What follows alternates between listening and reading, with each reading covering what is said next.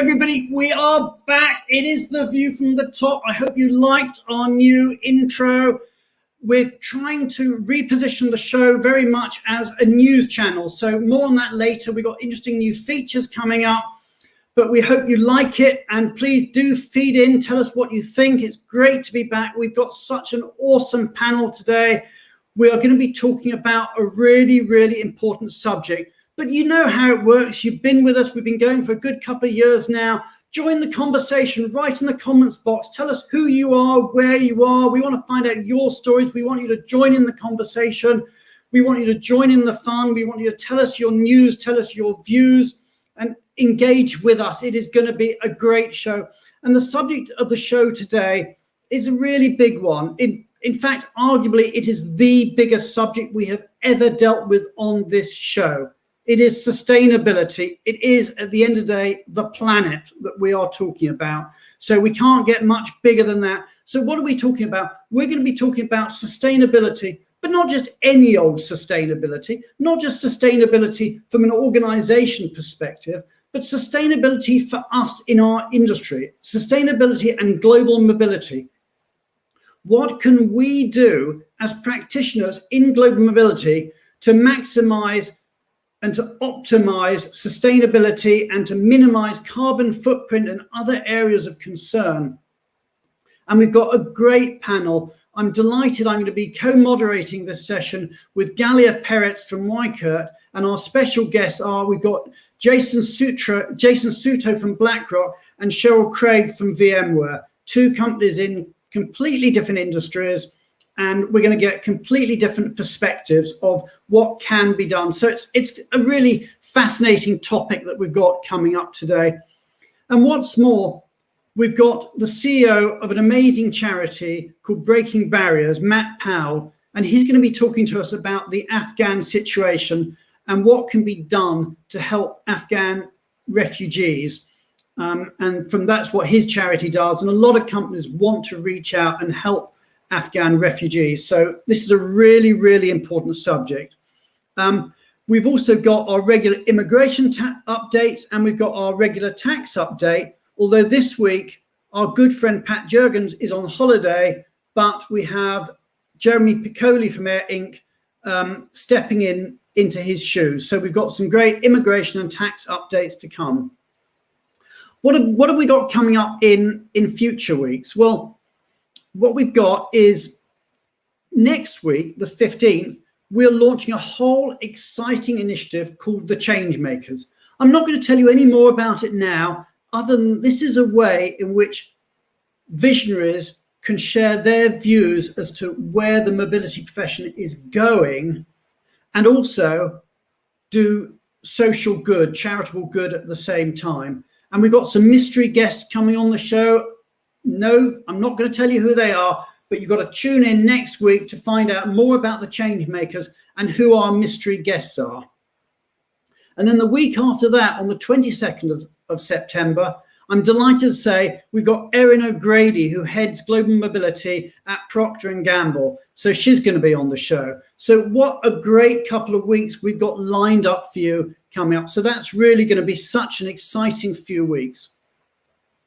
As I think everybody knows, we are now approved for GMS credits, for CRP credits, for HRCI and SHRM credits. And we're going to be giving out those credits at the end of the show. So really exciting stuff to come up. Now, one of the things I said in my intro that we're going to do is we're going to be telling you a little bit of breaking news. So maybe I should just start off by sharing a bit of breaking news for you now.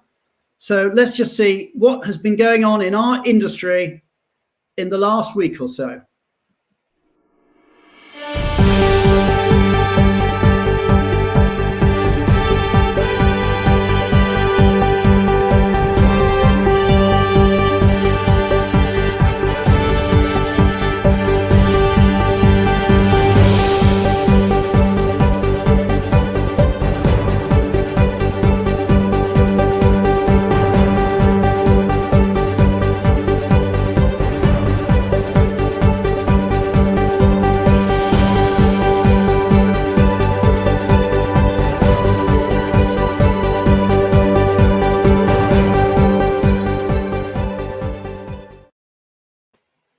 So this is our new feature, and we're going to do this every week. But let's just look at that. So Silverdoor has bought the apartment service. Congratulations to both. We're seeing a bit of consolidation in the sector. Hopefully we'll see efficiencies come through. I'm sure we will. But congratulations to both Silverdoor and the apartment service on coming together. Interestingly, that does not include the operations side of it, the asset owned side of it, and that stays with, I think, with Charlie McCrow. And the message coming out of Silverdoor is very much the belief in an independent model and not a hybrid model between being an independent agent and being the owner of properties. So interesting to see how that plays out in our industry over the coming months. And many congratulations and best wishes to Steve Brink on his future. And we wish Airing all the best until they announce their new CEO. So really exciting news going out there, and congratulations for everybody involved. What I'd like to do now is, of course, to move on to immigration. That's the big topic that we want to get on to first of all. So without further ado, let's bring on the one and only Julia Onslow-Cole.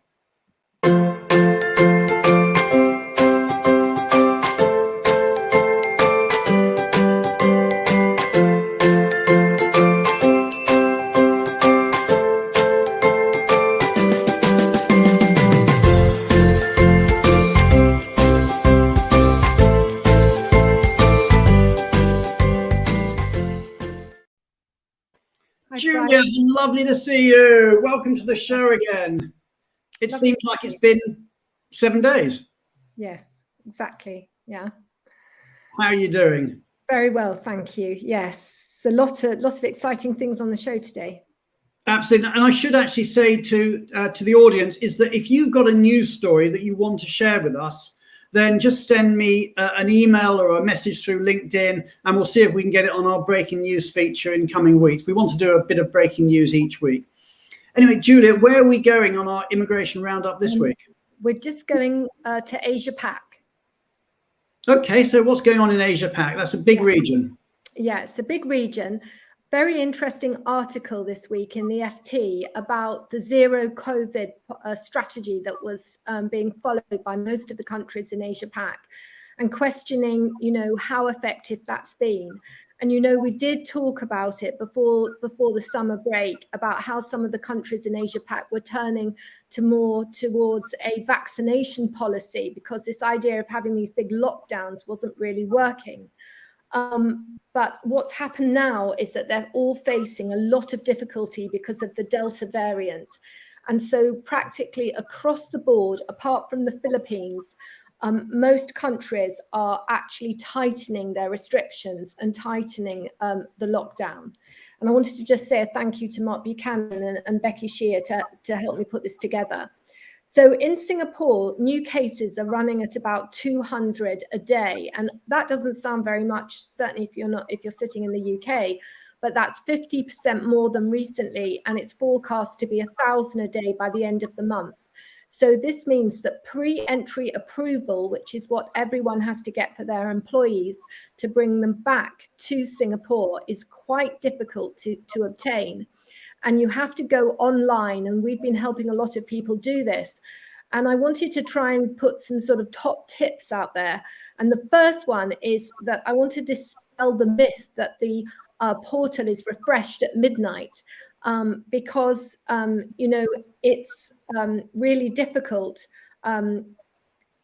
because people are thinking that they'll wait up till midnight and then suddenly new slots will become available. But this just isn't true. So you're just waiting up for midnight unnecessarily. Exactly. So you have to keep trying regularly. The other thing to say is that you have to now be so careful about how you route your employees to different countries. So we had a really terrible case the other day where we were sending someone from Qatar and from Africa, and they were going to Sydney, but the employer actually booked them a ticket where for some reason they were stopping over in Hong Kong and Singapore. So that caused an enormous amount of difficulty. So you've really got to think about how you're routing your employees. And another big change for the region is if you transit a country, even if it's just for a few hours, then you are labeled with that coming from that country.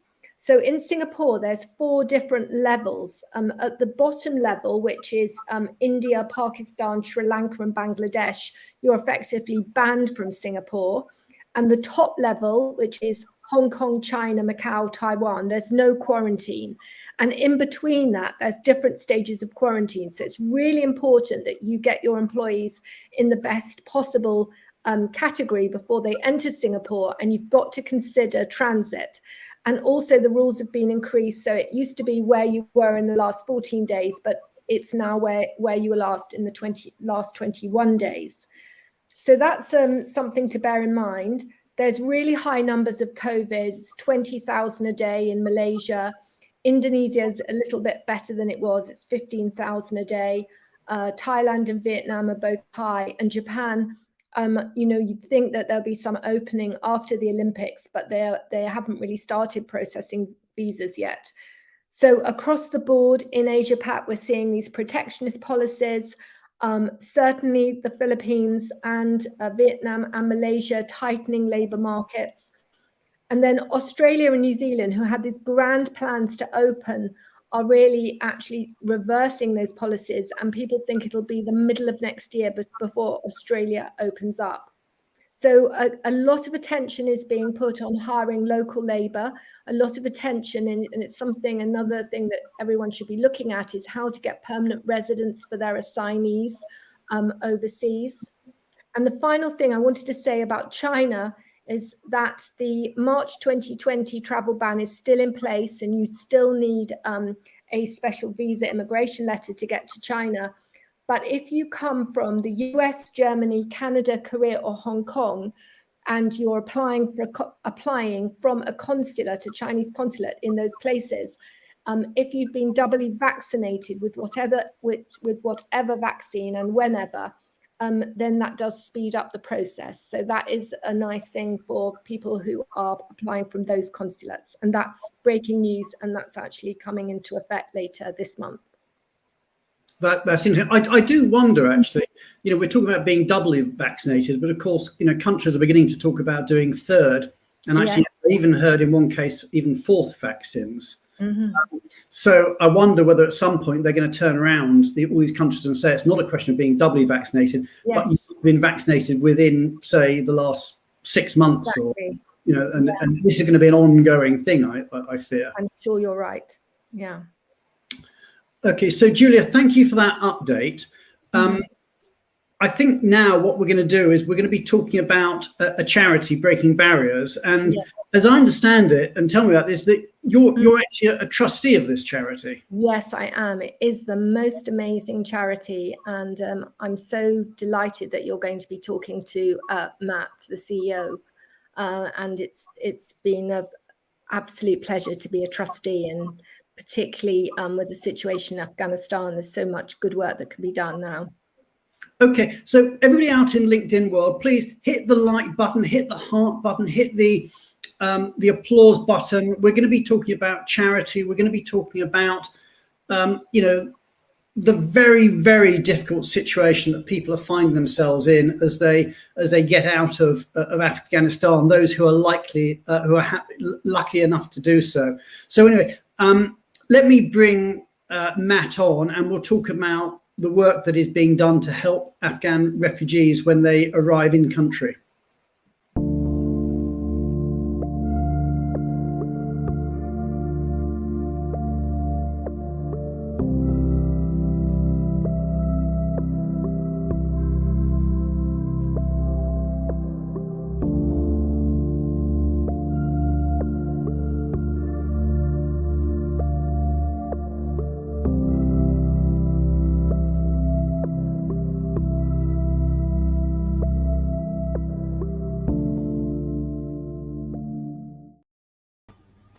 So Matt, welcome to the show. It's great to have you here, and also have Julia here with your other hat on as a trustee of the charity. But Matt, tell me, I mean, obviously, it's heartbreaking, these people having to, flee from their homes, and they've been helping the forces in various countries, from various countries in Afghanistan. They're arriving, and as I understand it, employers are actually very keen to reach out and help. So what can employers actually do to help refugees, and especially those coming from Afghanistan?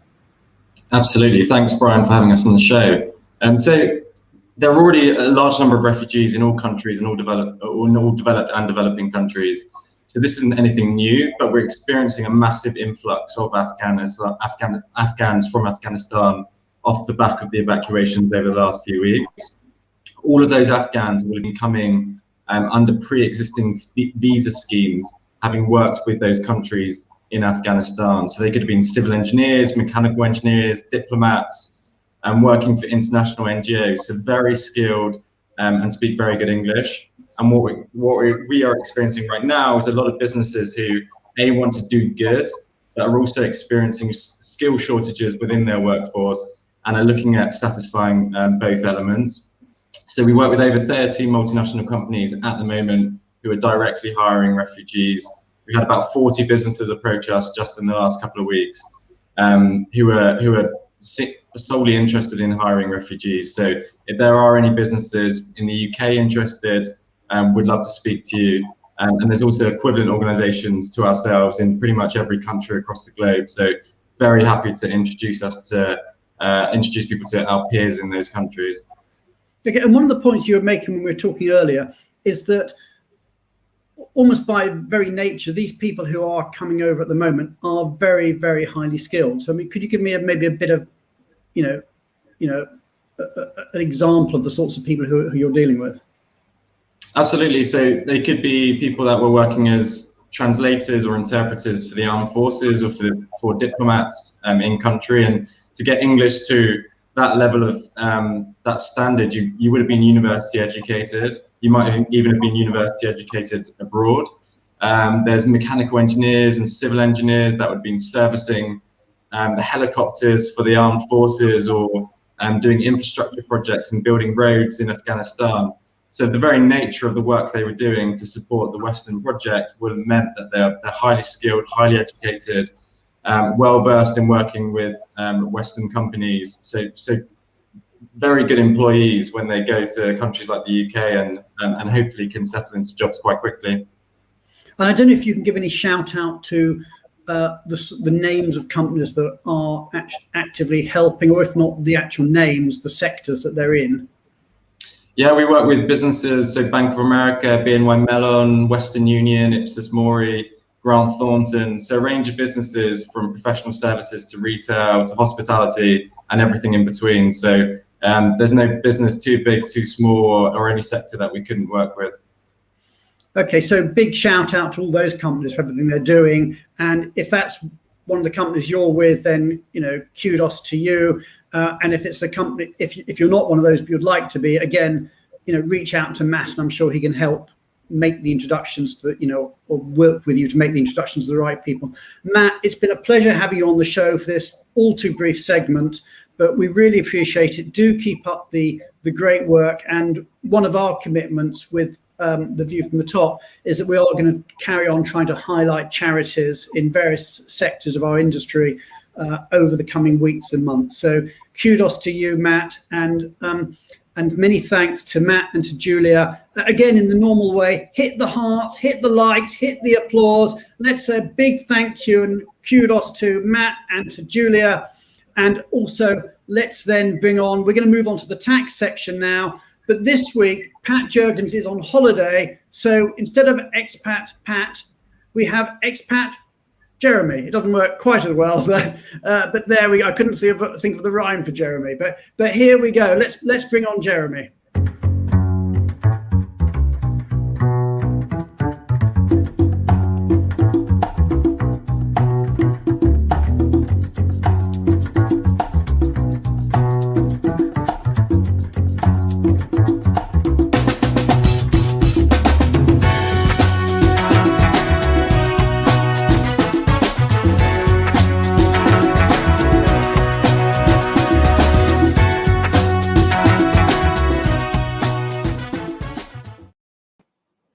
Hey, Jeremy, welcome to the show. It's good to have you on. How are you doing? Great. Thanks for having me.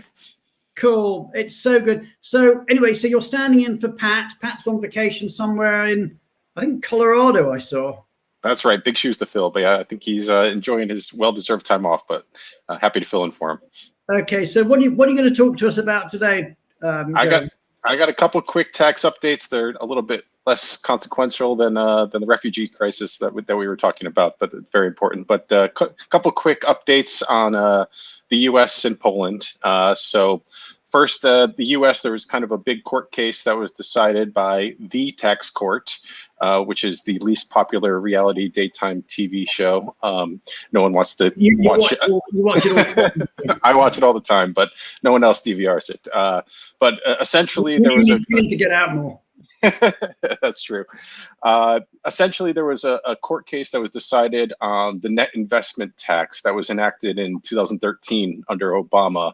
It was essentially an additional tax assessed on passive income for high income earners. And the court case adjudicated that essentially there's double tax as a consequence of how it was written. It seems it was poorly written. They won't admit it that as such, but the way it was written in the tax code, it essentially said that double tax relief, foreign tax credit, is not allowed because of how it was written, either under the foreign tax credit code section or under treaty relief, which is what the plaintiff was arguing, which is kind of big news in the international tax realm, because there are a lot of high net worth people that are paying tax on their investments outside the U.S. And essentially, yeah, double tax, which is kind of the worst case scenario for any international tax practitioner, because it's kind of inherently unfair. Everyone knows it. And as is the case with most of double taxation, it is the correct application of a poorly written law.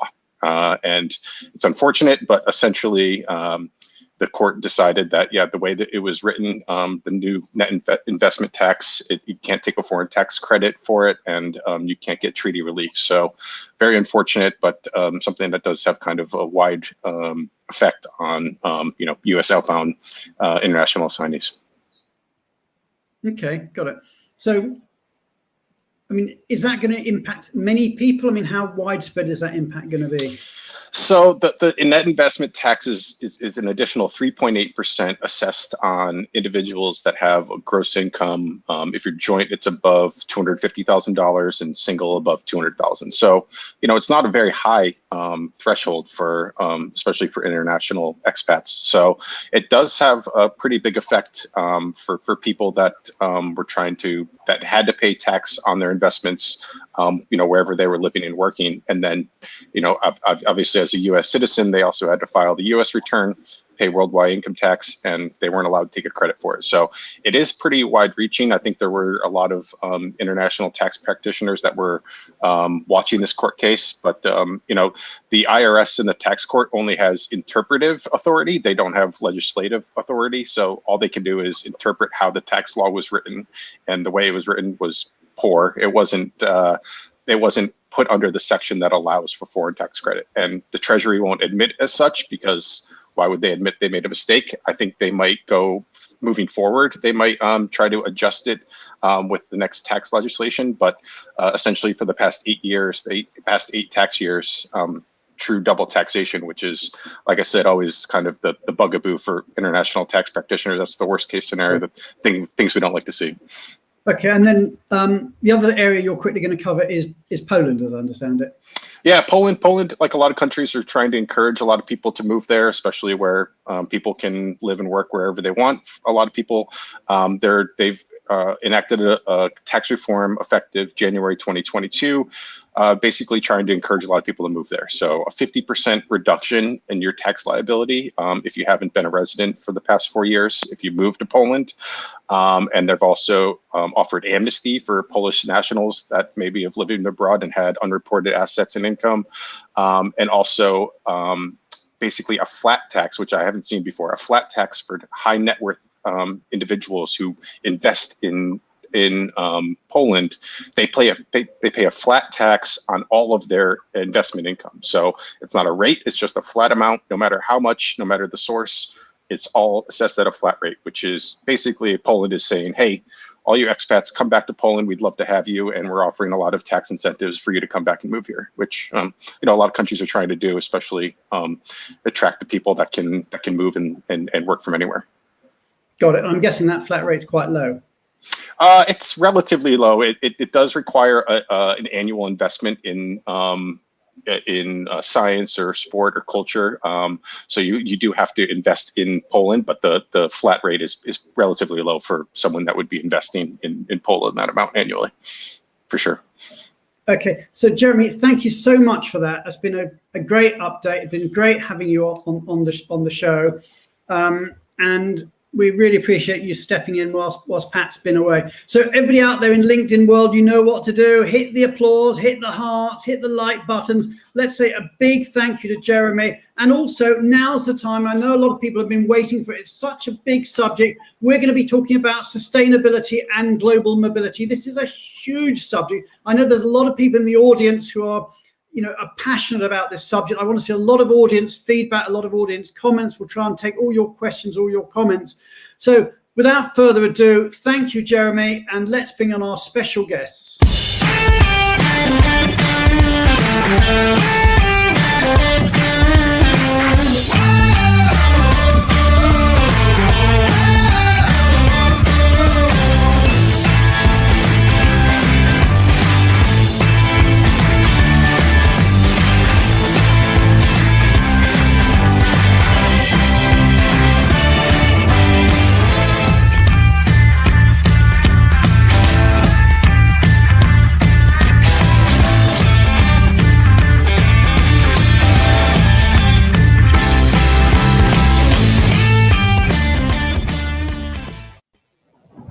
Hi, welcome to the show. It's so great to be here. Thank you for green rooming for the last half hour. I know you've been waiting in the background, but hopefully you've been enjoying it.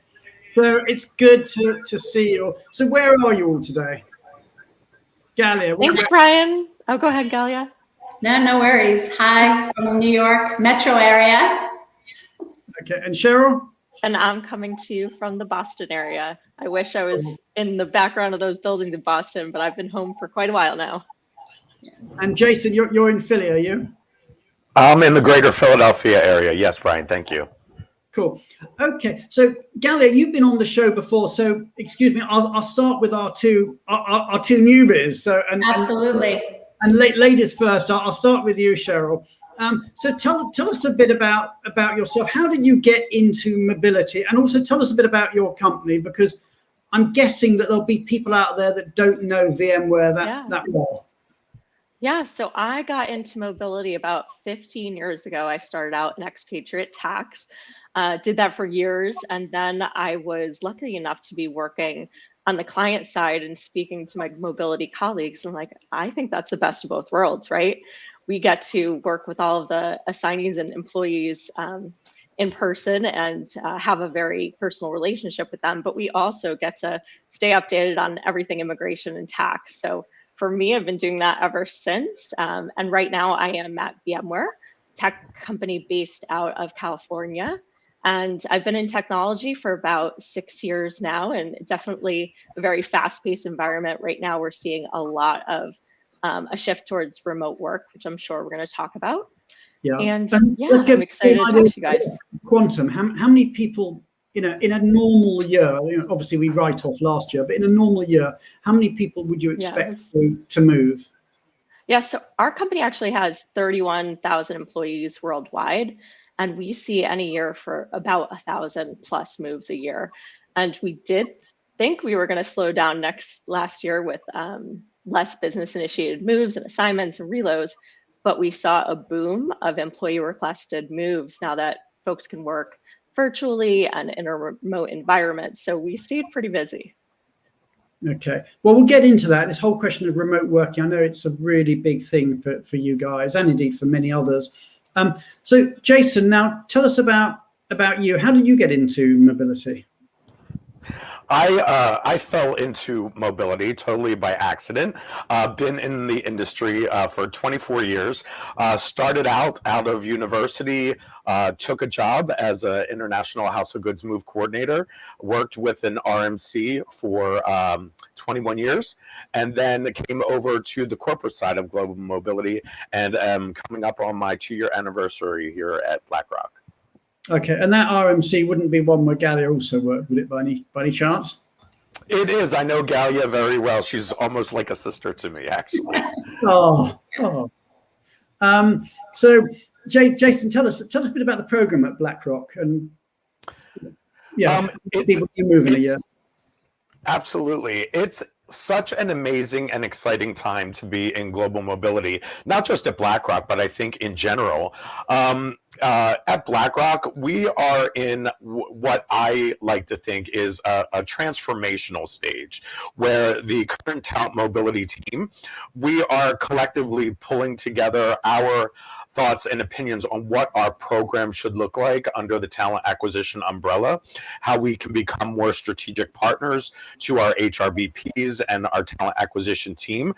And so we're really taking the opportunity to kind of see, our last revision was in 2016. So we're doing a strategic deep dive right now of, is our policy currently working, our policy and programs currently working for what we needed to do in order to be flexible and resilient in this ever-changing and fast-paced global mobility world? So yeah, we're in transition right now, trying to revamp that to make sure that it works for the majority.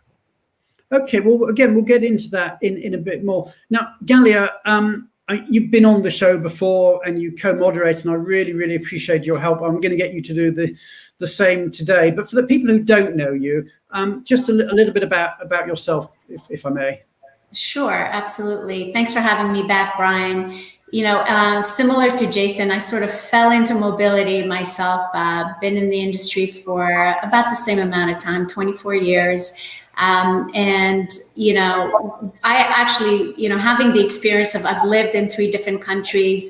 My dad was a microbiologist, so he traveled all over the world and exposed me from a very young age to different cultures and different way of life. So I was very fortunate when I fell into this industry to have that mindset already. So when I started, I've been in the service side for my entire career, and I'm truly passionate about being in this space. And I started actually as a counselor when I entered the mobility industry. I was really helping families transition in their new locations, and then progressed over time into managing a team. And then later on, the last 6 years, took on more of a business development role for my current employer, Weichert, where I'm helping companies craft great policies and great programs, and helping them stay current. So that's been my journey.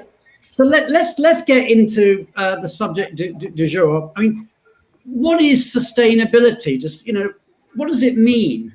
So does anyone sort of just kick up? And Gallia, do you want to kick off? You know, what do you mean by, or what do we mean when we talk about sustainability? Let's get all on the same page. Sure, absolutely, Brian, and that's a great question. You know, there are three pillars to sustainability, and often we hear the word ESG, or the 3 Ps. So ESG stands for environmental, social, and governance, or some people refer to as the 3 Ps, which are planet, people, and profits. So most people think of sustainability as the environment, right? But in the context of mobility, it's about ways that businesses can carefully consider how to change or adapt the way they do business to ensure that future generations meet their needs. Right, so it goes beyond recycling and green practices. It includes diverse hiring practices, pay equity, you know, and when we move people globally, how can we do it in a way that minimizes the carbon footprint? And in our industry, you know, we can hit on those 3 pillars in different ways. And I think, Brian, you and I talked about this. Gosh, our industry, our carbon footprint is pretty high, right? Yeah, I mean, I actually did a LinkedIn post, and I'll come back to it in a moment. And I actually said, are we the bad guys? You know, as a sector. I mean, if you look at all the HR functions, probably with the exception of maybe business travel. Although is that really an HR function? But anyway, if you put that to one side, we are, by the very nature of what we do, is as an industry, is we move people around the world. So that of itself isn't good for the environment. There's all sorts of stuff that's going on in terms of packaging materials and single-use plastics and the apartments that they're going to and the waste that's happening, and is it time we need to turn in on ourselves and look at ourselves and challenge ourselves, say, well, actually, as a function, we are probably one of the biggest, as I said, the biggest bad guys, the biggest polluting functions in a way within HR. What can we do about it? Can we help? Can we help change that? And I know there's a lot of people out there, and there's a lot of good materials. By the way, I must give a shout out to Mike Wincott at Air Inc., who's done a really good paper on sustainability. And if you go on the Air Inc. website, I think you can find that out there. And there's a few others I'll mention as we go through, who I know have been focusing quite a lot on sustainability in their consulting practices. But it gets to the question of what can we do? And in a way, what's the easiest area? I mean, you've got the environmental, you've got social, you've got governance, you've got these three big areas. Maybe we should start off with environmental. Maybe that's the big area. And I suppose that raises the question of what can we do to manage our carbon footprint? I mean, Jason, is that anything that's been on your agenda in terms of managing your carbon footprint?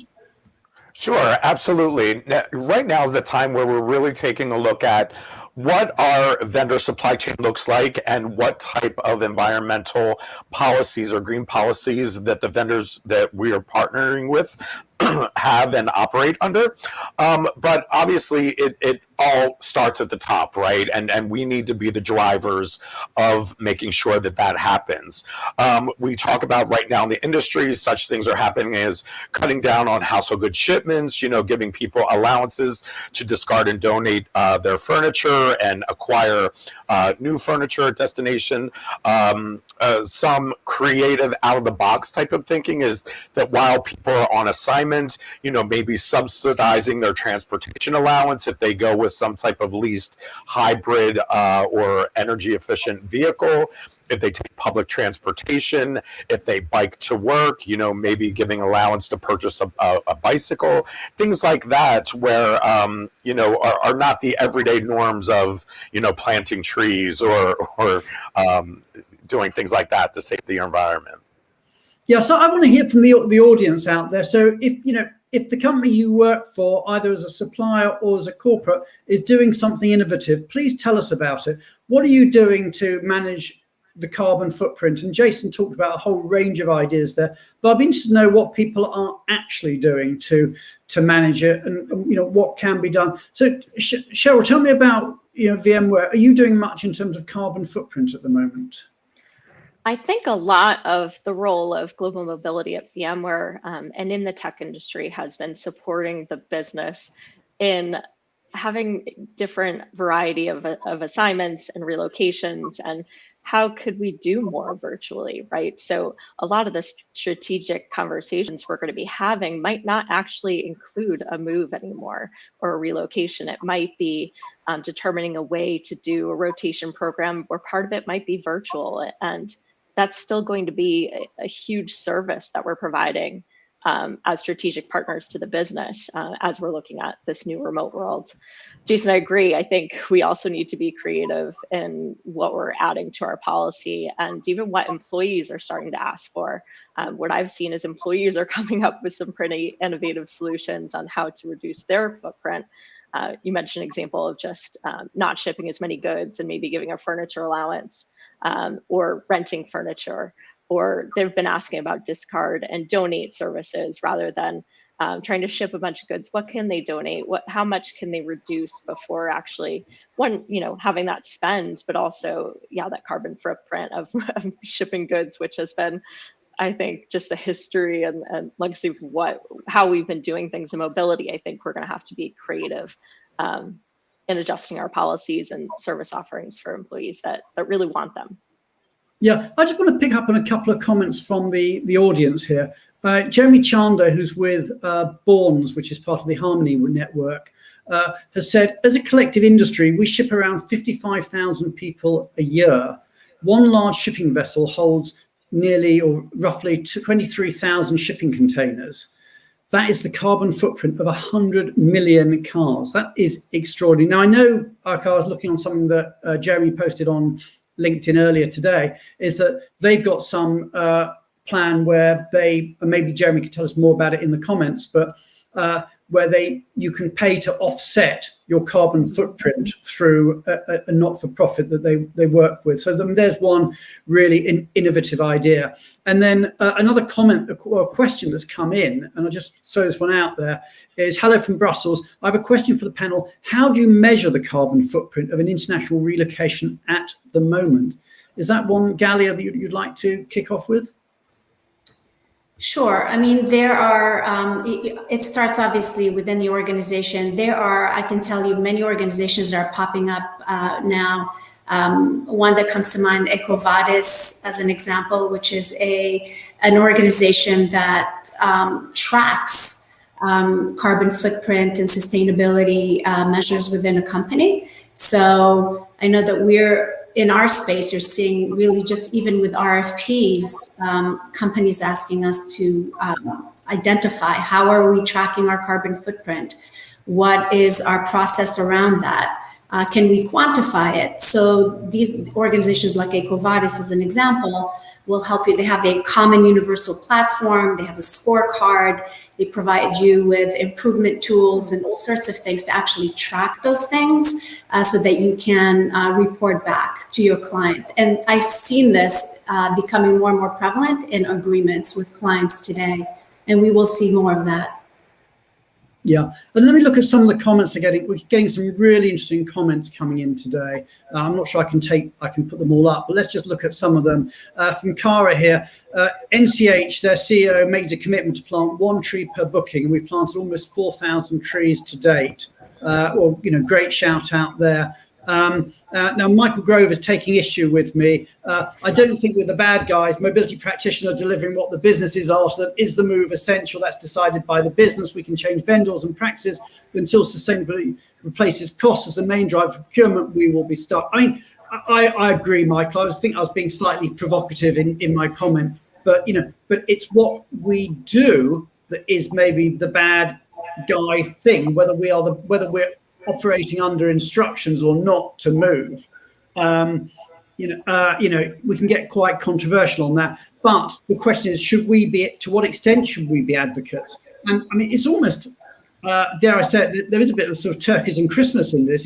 Should part of our role be actually saying people shouldn't be moving? And maybe, and I know, Cheryl, I'll come on to this with you, but maybe part of what we should be doing is advocating more for remote working, and maybe looking at other solutions like, digital solutions. I can come on to that, rather, or virtual assignments, rather than people actually physically having to move all the time. But Cheryl, tell us a bit about what you're doing, because I know you're doing some pretty interesting stuff at VMware with remote working. Yeah, so we actually, last year, it's been just about a year, we launched our Future of Work project, which really has been a shift for the entire company to a distributed workforce model. So we have had many employees request that now they could work remotely. We'd like to work in another location within their country or cross border. So it's definitely been the direction that I think the technology sector was getting into, was more of a request for remote work. And definitely as we're all, I think, having this battle for talent and watching a bunch of folks actually shifting, where they want to work at the moment. It's part of our recruitment tool as well, and we definitely have a larger market to go after for talent. And I think what the biggest driver I saw from employees was just, we want to go back home to our home country. We want to be closer to family. So it was just a huge impact to them to be able to support this type of remote work. And that's where our roles really come in, is supporting the business. Is this possible, right? And that's where I think the visibility of our jobs and roles has really risen to the top. I know I haven't been at too many companies where the CEO is talking about global mobility, so that was pretty exciting. So I think our roles are really elevated in how to support this model, and then I think there is an impact on sustainability naturally from these types of moves. You know, for example, our employee requested moves, we're not paying for the shipment of their goods, and it's we're supporting them, we're supporting immigration, and we're supporting them having the approval from the business, but by part of that is there's less of an impact, definitely. So you're not supporting the shipping of their goods. Are you encouraging them then to either donate or sell or recycle? Yes, their definitely. goods? Yeah, and we're working with our current relocation partner to have affinity services offered to them. But I think for the most part, what we are seeing is they're naturally asking for that and doing it. And definitely even business sponsored moves. They've been looking for those type of policy flexibility, really, options for them. Yeah, I remember the first time I sort of heard about this sort of recycling thing was a few years ago. I had Eric Halverson of eBay on a show I was running, and he was saying that one of their policies was to encourage people to sell stuff before they moved, obviously in his case on eBay. But I think, that whole concept of selling before you go, or recycling and actually transporting less, is fascinating. And let's look at this comment here. We got quite a long quote. I'll just read it out. The biggest contributor in the global mobility from an environmental standpoint is carbon and packaging materials. So besides reducing flights, which is a difficult one, looking at the full lifestyle of your packaging will be one of the biggest levers. Reusable packaging and better packaging materials will become critical, but also understanding the situation in the target location. What can't be recycled, what can be reused. So companies should ask questions of their suppliers. Great comment there.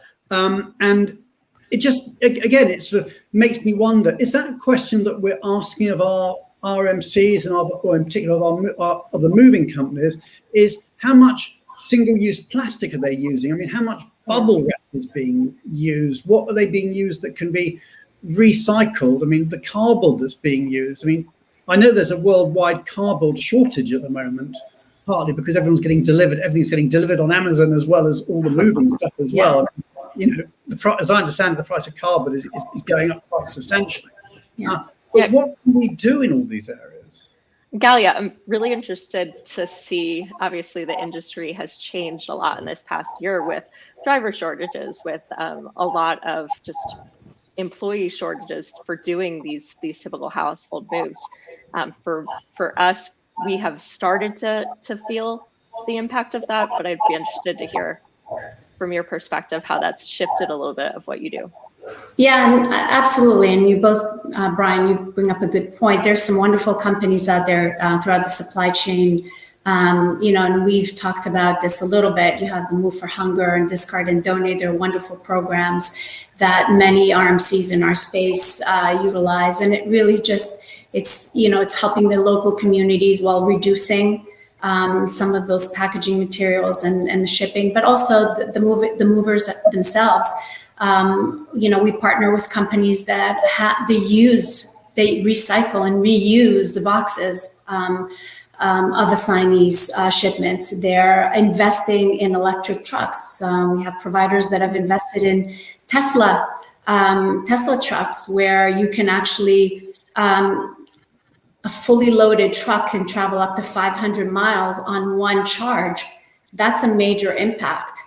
So we see those things. We also see companies in the destination service space that have done some wonderful work around that, with more digital content, with also, instead of, when you're sending an employee on a look-see trip, instead of 5 days, perhaps they're now getting just 2 days in person and then 2 other days virtually. So there are ways that we've been working through our supply chain to reduce the carbon footprint. On the corporate housing side, you see a lot of companies implementing greatly expanded sanitation protocols and touch-free and virtual procedures. So all of these things, we are asking questions where our supply chain is committing. They have their own commitment to sustainability practices that is part of the it's part of that whole ecosystem when we're working with providers globally. Yeah, I mean, one of the things that we do at VMware, obviously we are a digital company, we're digital only, and we're a tech company, is that we try, the way we work is that effectively people get the look-see visit, or they don't need the look-see visit because they get actually the help to do it online, and they're learning from all their colleagues online and all the previous experiences. And what we find is not only does that actually, in many cases, help take some cost out of the equation, it also helps further down the supply chain, because it may be that people actually move less goods as a result because they learn from other people that actually you don't need to move this or that, and it's easier to get other things when you get to your new destination than to move them. You may find you need less serviced accommodation because you can move into your permanent accommodation more quickly. So there's all sorts of things that we can do. Interesting comment that's coming in here is that we've been focusing a lot on the E side and of the ESG, and from a positive social impact perspective, there's so much on the social people side of the equation that companies can do. What is the company doing to support a positive social impact in the host location, both from the employee but also from the family? Most expats take an accompanying partner. What is your company doing to support the accompanying partner to be able to contribute to the host country with their skills? I mean, that's a great question that we've talked about. The S side, maybe we ought to come onto that a little bit and talk about things that we can do there. I mean, do we do much to help the spouses? I know from our perspective, we have a separate partner program on our platform to help the spouses contribute to the location. But we also know, of course, that in many cases, an unhappy spouse leads to a failed assignment. So maybe there's actually a win-win here, that we can make the assignment more likely to succeed, and we can do something that is better for sustainability from a social perspective. Is there anything, Jason, from a BlackRock perspective that you've been looking at, this whole question of the accompanying person and what can be done there from a societal point of view of giving back into the, assuming that they're not working, giving back into the local economy? Yeah, absolutely. From the social aspect, I think the global... Jason, I'm afraid we're having a problem with your microphone. I'm going to have to... let's try that again. Otherwise, I'll push that question to Cheryl. I'm afraid we've just had a problem there. Okay. How's that, Brian? It's not brilliant, I'm afraid. It might be easier if you take the headphones out and just go directly on your laptop microphone. Whilst you're doing that, Cheryl, what about your perspective on that? And we'll get back to Jason in a moment. So I think part of that social aspect is actually looking at the expanding flexibility for what a partner means, right? So supporting maybe more than the typical partner that we had supported in the past. So I think that's one starting point, as well as taking a look at a variety of different types of support that we need, right? So is that individual trying to work in the new country, right? Do we need to try to support them from a work permit, immigration perspective? What can be done with the family before they even make that decision to relocate? I think that's what comes up a lot, is there wasn't enough conversation and support given on the front end to maybe see that this might not be a successful assignment. So I think, that we always talk about support on the ground once they're there, but I think a lot of the conversation needs to happen before they even start, and making sure that the employee and their family is very aware of what they're getting into and the impact that it'll make on them. Yeah, to add to that, to just on the social, because that's a very important topic too, is conducting engagement surveys, right, to obtain feedback from a wide distribution of employees, and use that data to promote inclusive practices. So technology play a big part of that too, right? Having that data to analyze and then take action, and then building those ERG groups, employee resource groups, and DE&I specific training and diversity hiring practices, all of those things. How's your mic, Jason? Let's see where Jason is. You're on mute though, so let's try.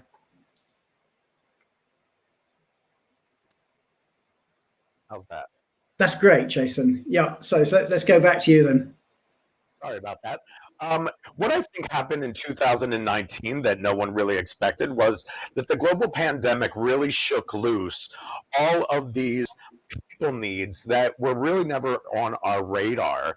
And one of them being the whole social aspect of like a work-life balance and being close to family. I'm sure Cheryl knows we saw a migration of employees go back to their home countries to be with their families or their extended families during this time.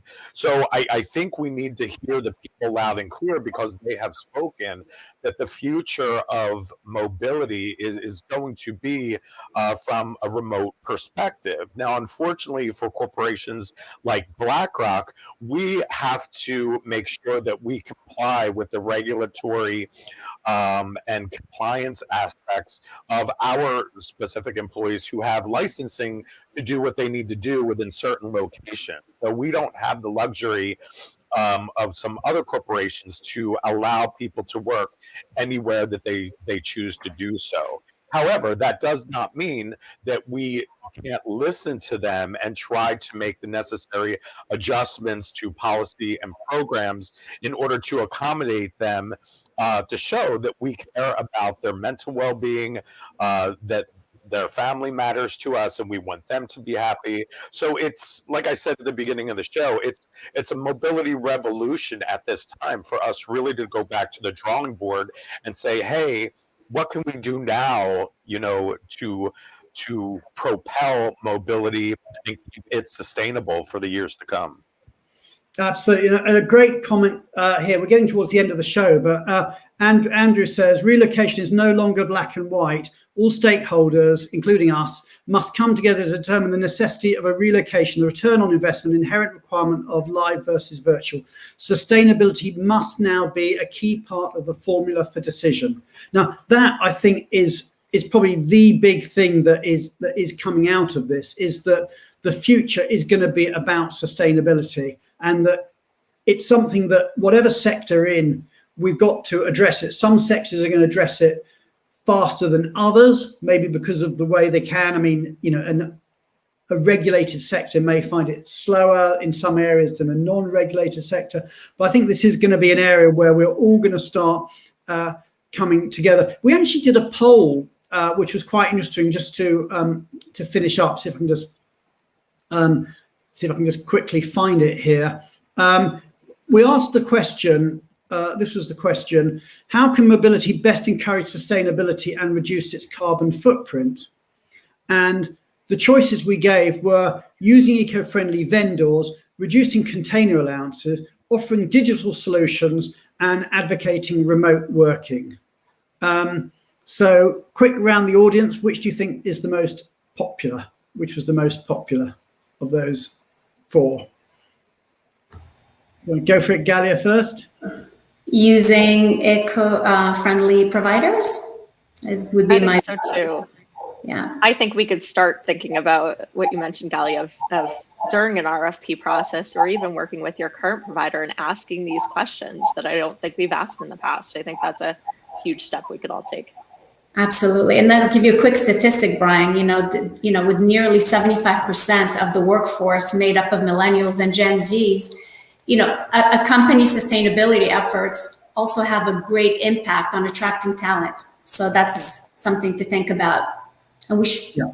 In terms of the poll result, I mean, you were spot on in terms of what the audience said, and this wasn't scientific, it was just a LinkedIn poll, is that 48%, so nearly half of the population, said that using eco-friendly vendors was the best way to encourage sustainability. The next one was remote working, which obviously VMware is very big on.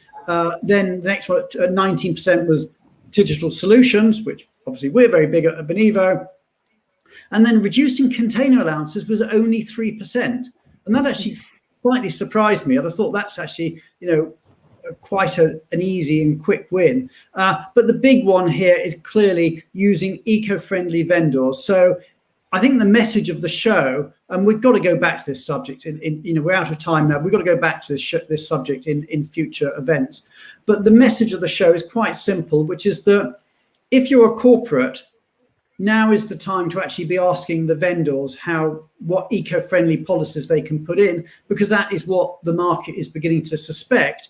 But most importantly, if you're a vendor, you need to get your eco-friendly policies in place, because if you haven't been asked it already in RFP, the chances are at some point in the next 6 months, you're going to be asked that question. So that's, a big question out there. We are now out of time. So what I do want to do is to bring our guests on. I'll bring Julia back onto the show. I'll bring, I think, we've got Matt. We have got Jeremy. So thank you to the entire team. It's been an awesome show. I've really appreciated having you guys on the show. I've really appreciated all the feedback from the audience, and many thanks to our audience. And we are back next week talking about the change makers and all about the visionary work and the charitable work that we're doing. So join us this time next week for the show. And thank you, everybody. And good afternoon, good morning, good evening, depending where in the world you are. Take care, everybody. Thank you.